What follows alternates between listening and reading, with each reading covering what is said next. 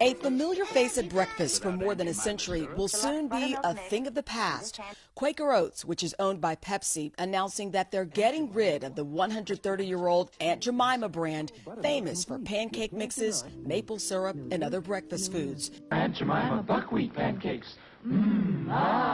They're good. The company says by the end of this year, its packaging will no longer feature the controversial Aunt Jemima image, and soon they will completely change the brand's name altogether. It's time to let go of symbols like this because of how weighted they are and what they represent. Cornell University's Dr. Rashay Richardson recently wrote a New York Times article, "Can we please finally get rid of Aunt Jemima?"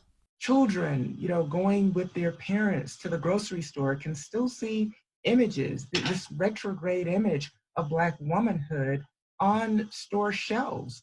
And it's an image that harkens back to the antebellum plantation. It's rooted in plantation.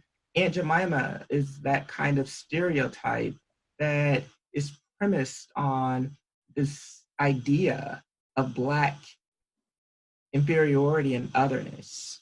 Posts blasting the image's negative stereotypes flooding social media. Let me fix you some breakfast. Aunt Jemima! This video posted Monday receiving more than 1 million views. Did you know the founder, Chris Rutt, a white man, got the name after attending a minstrel show? Think blackface. Not today. Black Lives Matter, people. Even over breakfast.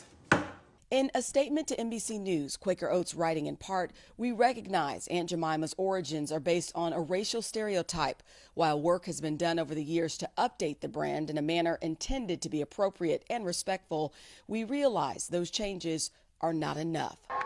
In the wake of nationwide protests and growing calls for equality, many companies are facing increased scrutiny about similar logos that some find racist and offensive.